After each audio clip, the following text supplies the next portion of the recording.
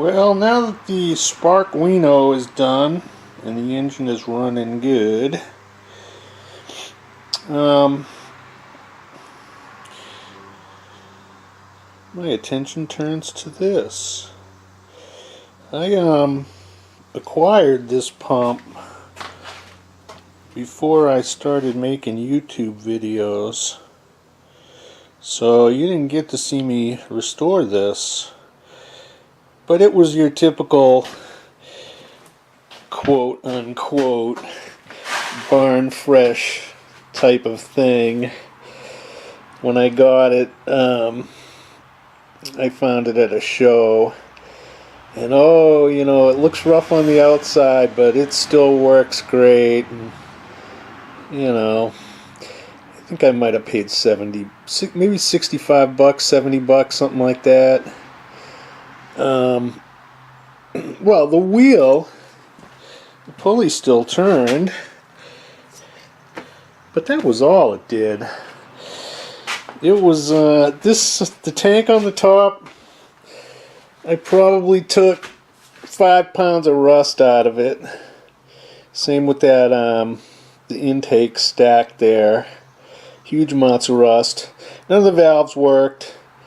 The piston was okay, believe it or not. It's a leather piston, and that looked good. The bore looked good, but it was clear, you know, somebody had put this thing away wet and left it sitting there for 100 years. So you know, there was a lot of reworking done to get it to where it actually would pump water. But I did, and I originally, you know, just to test this thing, I hooked it up to one of my motors, an electric motor. Just had a pulley. Actually, I don't think, yeah, the pulley, the motor shaft was just, the belt was just wrapped around the shaft, because I didn't really want this thing, you know, spinning too fast. It took quite a while to get it going. I had to grind new valve seats for it and make new valves and everything. But she works great now. I've had 40 psi on the thing. So I think it's time to hook it up to my engine. And what I'm thinking is that, you know, I do have a flat belt for it. Now, I'm not an expert at flat belts, but I'm pretty sure that these pulleys have crowns on them from things I've seen, like Keith Fenner's video making pulleys for Keith Rucker. I'm really not going to go through that kind of work. What I'm going to do is I'm going to turn a 3-inch round piece of round bar and make a pulley out of it that will be flat on the bottom to take the flat belt, but have sides on it to keep it from coming off. And you know, it's kind of an experiment, because I don't know if you can run a pulley like that, but we're going to find out, because it's not too hard to make one. So what I'm going to do is I'm going to get a piece of steel, I'm going to bore it, I'm going to broach a keyway in it. I'm pretty sure I got a broach that'll fit this, but if not, I'll just make a T-shaped key. Put a set screw in it, and you know, get her on that thing there, and you know, we'll see what happens. I mean, it might run off of there, and then, oh well, wasted an hour of having fun cutting steel, or it'll work, which means now I'll have a little animated show thing to bring to the shows. So yeah, we'll get started. So there's the shaft measurements. I checked, and the biggest broach I have is the 3/8 wide. So I'm going to make a T-shaped key. Okay, so got my piece of stock here.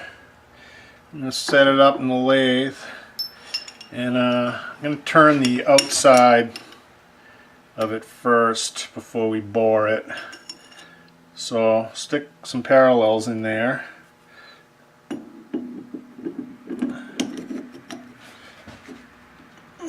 Push that against the chuck face.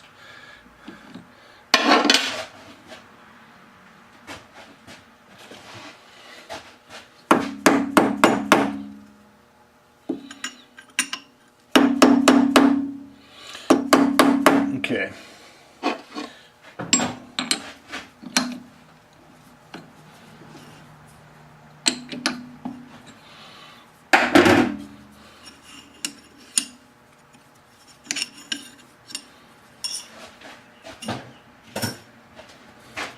Okay, so that should be pretty good. I mean, we're going to turn the inside and the outside, so I'm not really too concerned with the run out. Just for yucks, though, let's see what it is.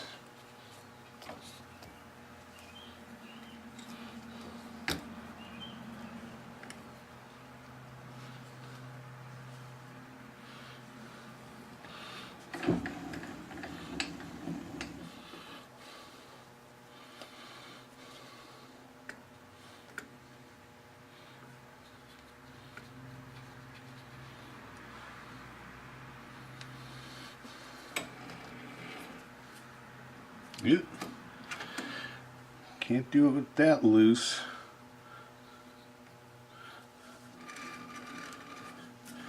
It's plenty good enough. I mean, it's running out like 1.5 thou, which is just good. I always just like to check to see how I'm doing here. But all right, so that's tightened up, and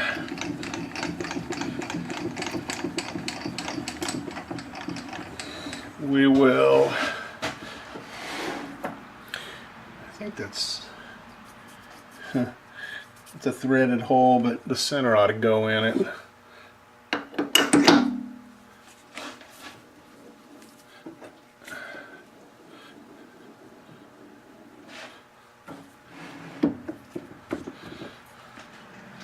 Sort of a belts and suspenders kind of a thing. Alright. Let's see, what will our victim be here? I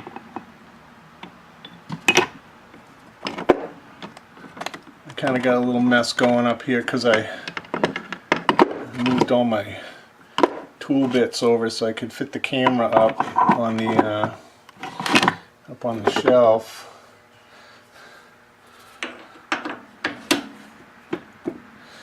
Alright.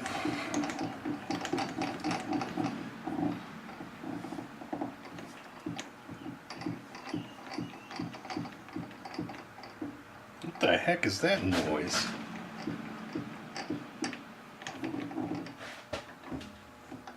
I don't believe I've ever heard that noise come out of this lathe before.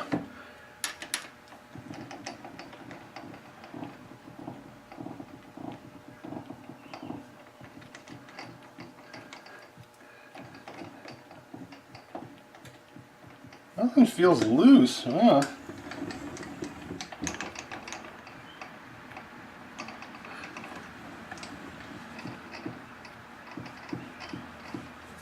I can definitely feel it in the wheel.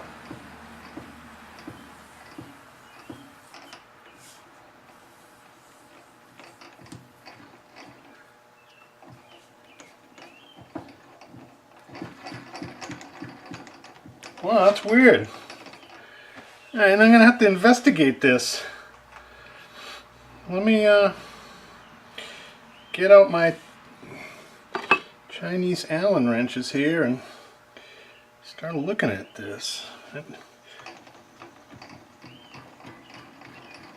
never heard a noise like that come out of this cross slide before.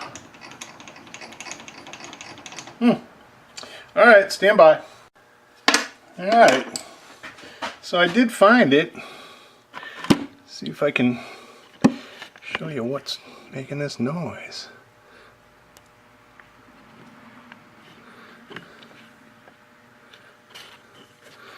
I think I need some adjustment here. You see that? That's my cross slide lead screw. I disengaged the slide from the, the lead screw from the nut, and man, that's loose. So there is a way to adjust this. Guess we got another little sidetrack project here to fix it. So let me start taking the thing apart, and we'll see what we can see. I'm pretty sure this is adjustable. Hang on. I had to get the hand wheel off, and it was no easy task. I ended up having to put a puller on it. But you can see there's the backlash nut. So we'll adjust that, put it back together, get back to the project at hand. Don't you love these little detours? Alright, stand by. Next time you see me, we'll be ready to start work again. Alright, we're back. Lathe has been fixed. It's amazing how much work you got to do just to turn a nut a millionth of a turn. But okay, so we get this thing set up. Can you see this? Yeah, you can see how close this thing is getting to the chuck at the extreme here. So I got to be careful about that. Got shoulders on both sides, so I'm going to have to use two tools, a right and a left hand, or turn this or something so I can get, square shoulders. So dialing about, I don't know, 500? 450 sounds good to me. Let's get some feed on here.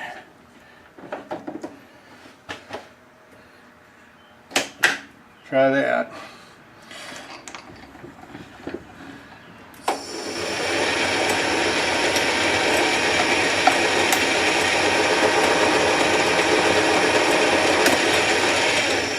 A little faster, I think.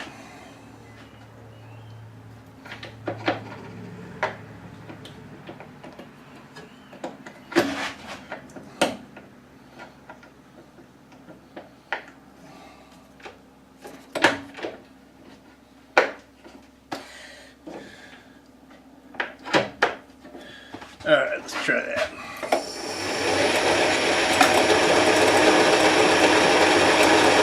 Seems a little more reasonable.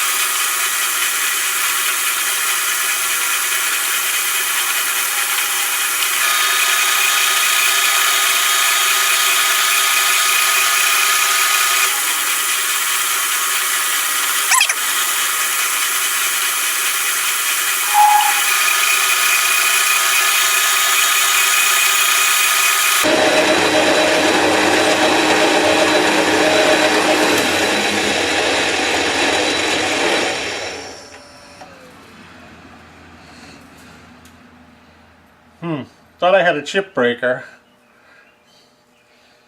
Yeah, it's cutting alright. This is at 4140, so it's the hunk I had left over. It's kind of a waste, but it's the closest thing I had that was going to work without me buying anything. So yeah, it's starting to look like a pulley. I'm going to go figure out how deep to make it. I think it's about 1/4 of an inch.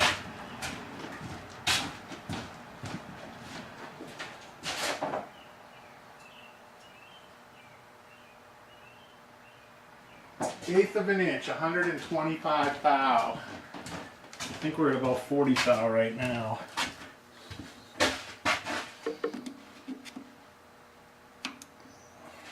And 50. That's a few more passes. All right.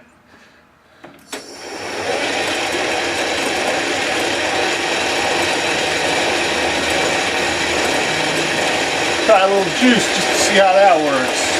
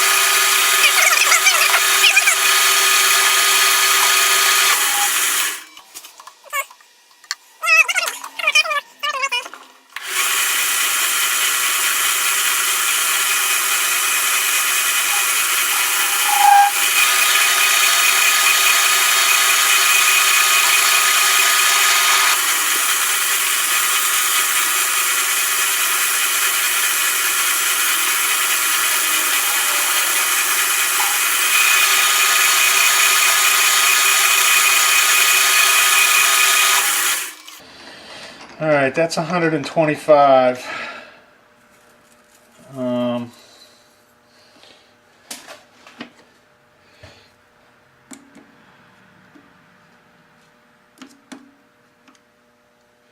$130, good enough.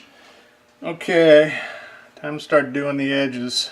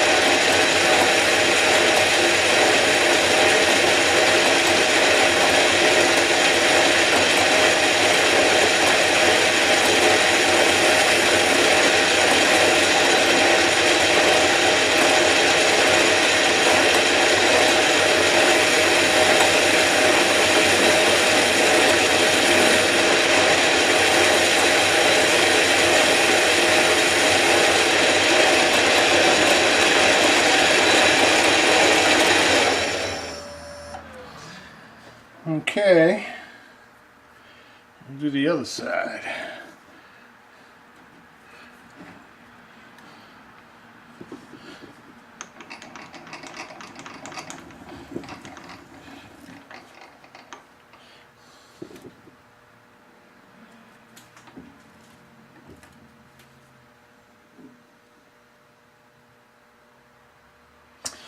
Yeah, I gotta put a left-hand tool in. Let's see, what do we got here?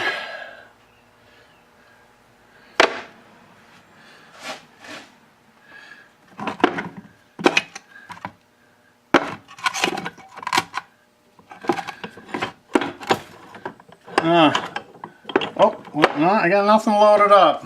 Alright, I'm going to have to change the tool. Back in a second. We're back. I put a brazed carbide in there just because I had it and it was fast. So there we go.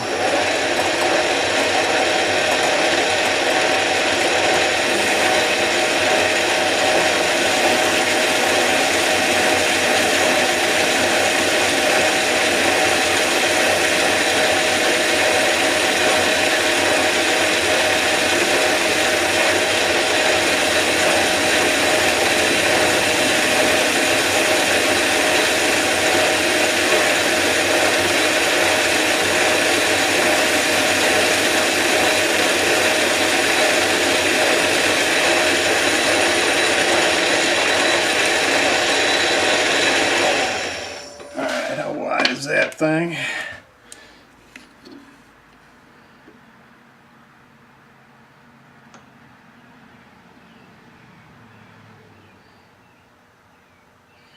Looks like about one point. It looks like it's about 15 thousandths more.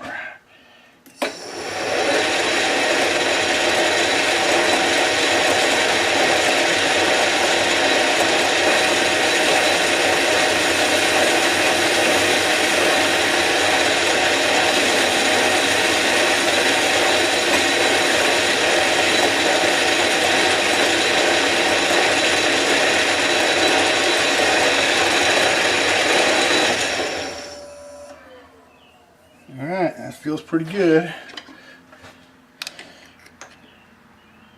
Bingo! Alright, let's put some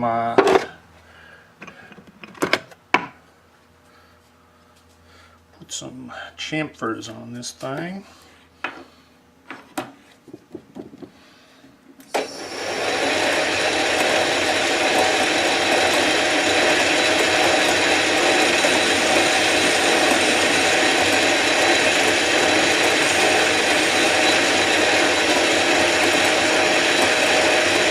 Yeah! No, that's too real. That's too close for me to play with. Let's see if I can hit it. Man. Alright.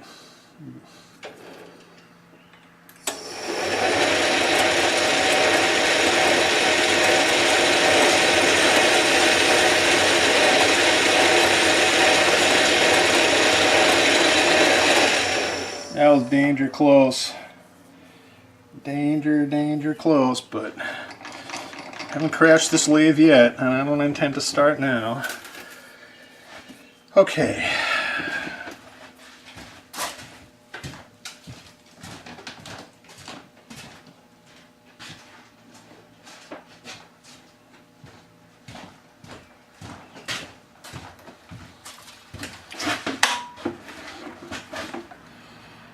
Okay, I think that's going to work. Alright, next thing to do, bore it out. 1.375 inches, which is a ton. So,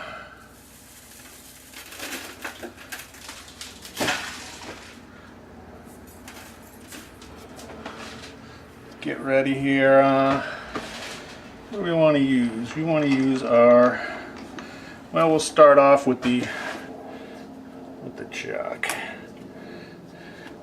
and then maybe have to go to the collet chuck. We'll see.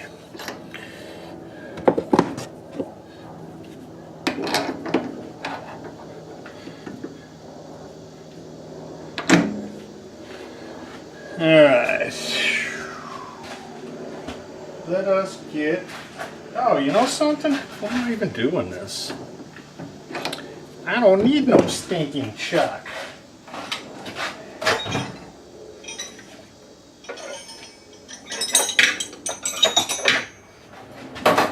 We don't need no stinking chuck.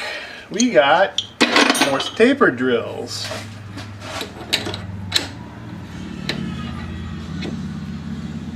Alright. all the way. Here we go. Get my little oiler, and here we go. Oh. And we're going to take this out of that feed because we don't need that.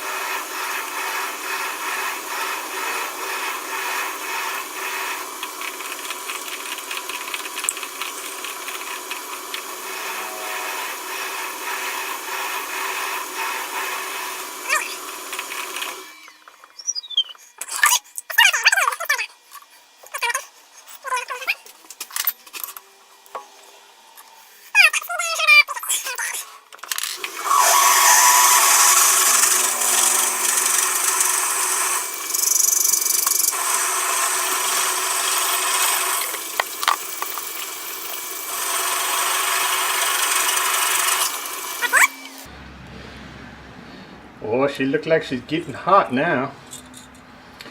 I think what I'm going to do is I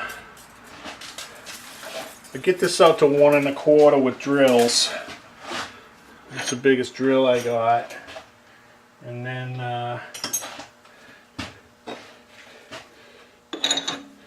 we'll call it quits for the day. Let this thing cool down overnight, and tomorrow I'll come out here, or maybe after dinner, I don't know, and bore it. You see, there's a little run out in this hole because I didn't center drill it. I just kind of jammed the drill in there, and it was a threaded hole. But I don't care about that because, I mean, as long as I get the hole in here, the boring bar will make everything right. So, all right, how about 200 RPM? How about 190? That's better. So yeah, you know, as long as I don't take this thing out of the chuck or bang it or nothing, it should be concentric enough for what we're doing here.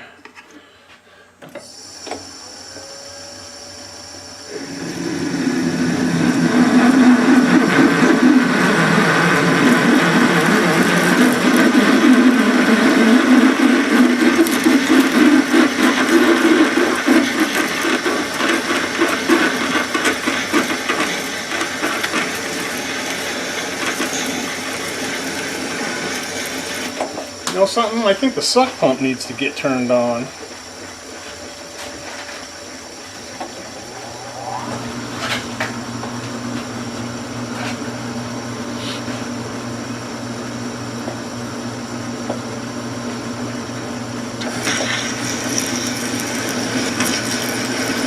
Oh yes, much better.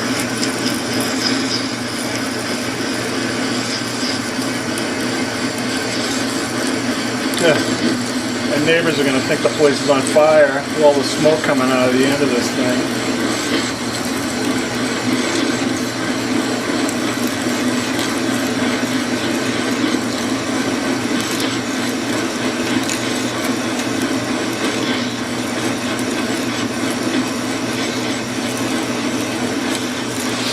You know, it's funny, I never owned any Morse taper drills. I started watching Keith Rucker's channel, and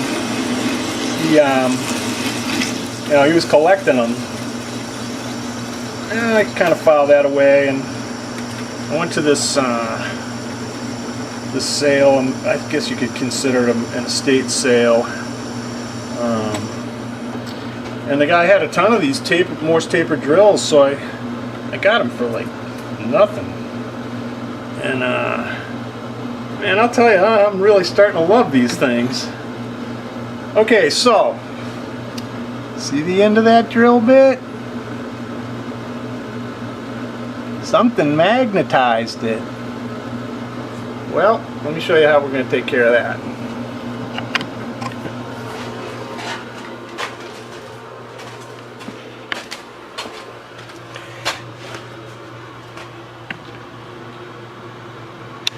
That is a homemade degausser. This right here is a transformer out of an old stereo. They cut the core. There's a transformer that takes the 110 and makes, I think it's 12 volts. You have a little current limiting resistor in there. So, let's degauss this bad boy.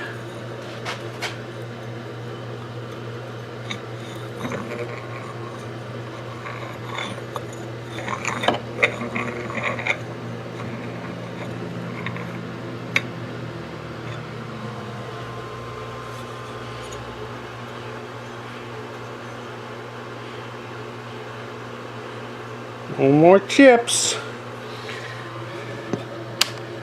So, if you got an old stereo laying around,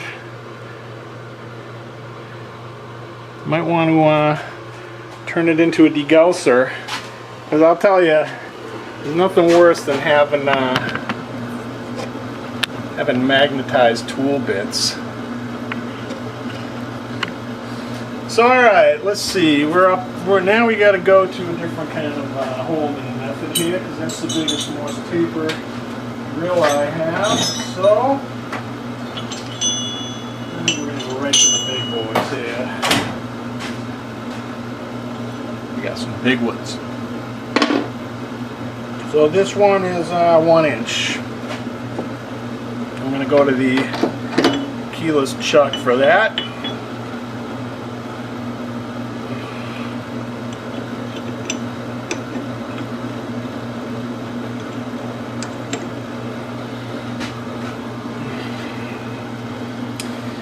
And we will slow the lathe down to about 100.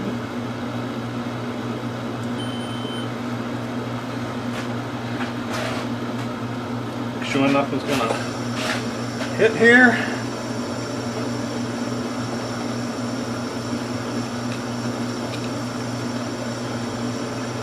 Alright, here we go. It's a big one now.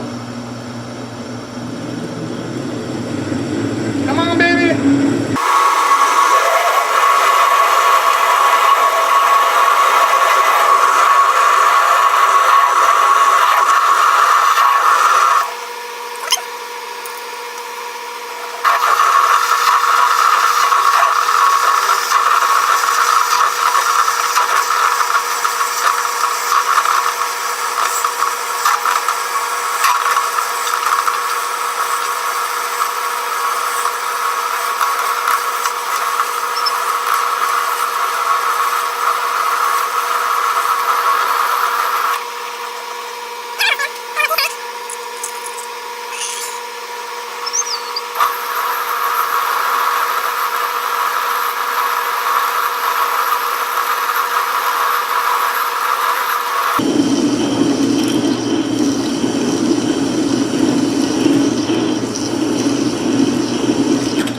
The belt slipped a little that time.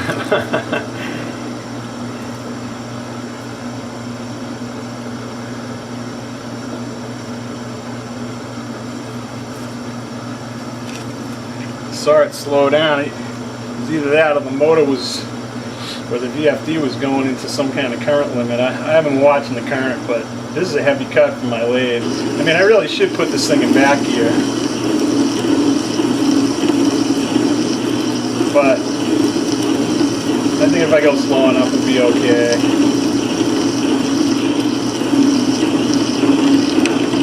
There it comes. Yeah, it's 1 inch. Bang it up to 1 1/4 inches.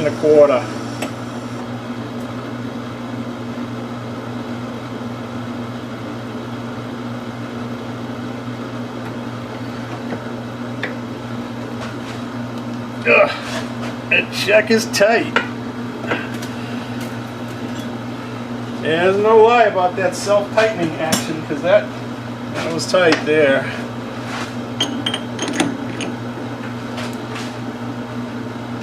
I mean, if this was an Albrecht chuck, I wouldn't be doing this. This is some, I think it's a Rome, made in Taiwan. So,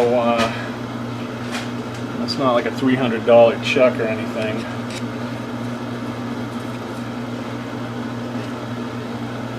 Oh, yeah, probably crank the speed down to, I would say, One number out of the air, 60 RPM. Sounds about right.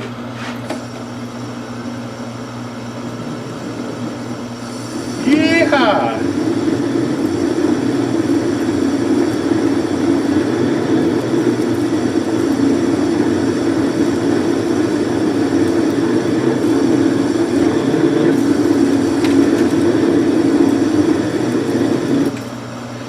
Yeah, I think I'm going to be kind to my lathe. Put it in back gear.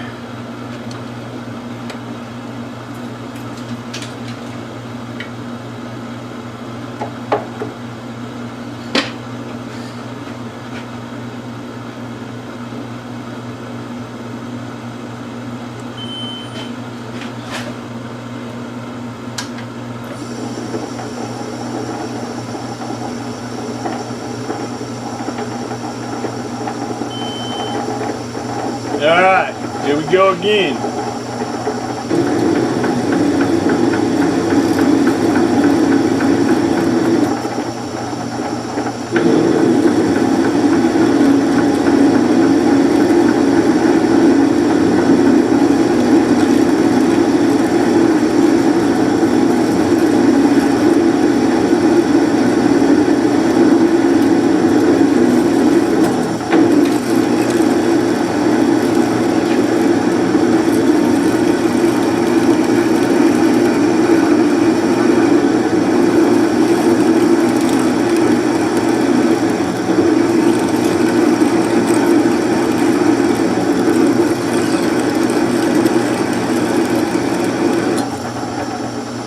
That's some big chips.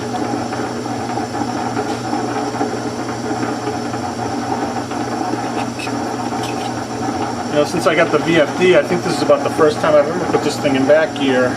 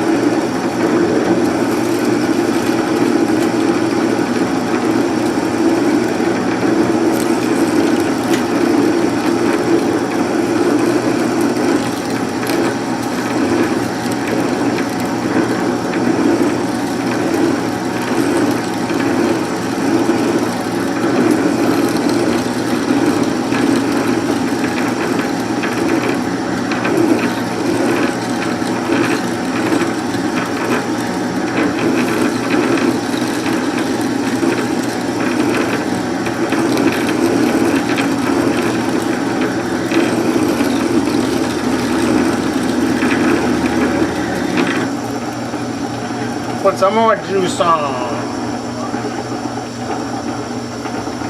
The juice is good, no? You like the juice. John Belushi. Some of you old timers probably remember that.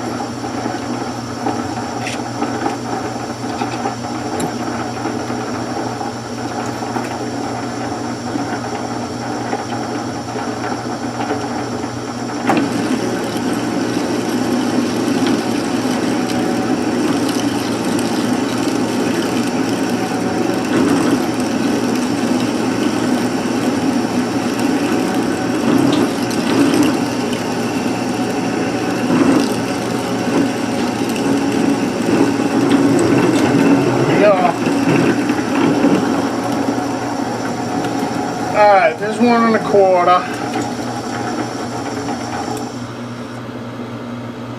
Oh yeah, it's hot. Now we gotta let this thing cool down before we can bore. Okay. Alright, that's about it until I set up for boring.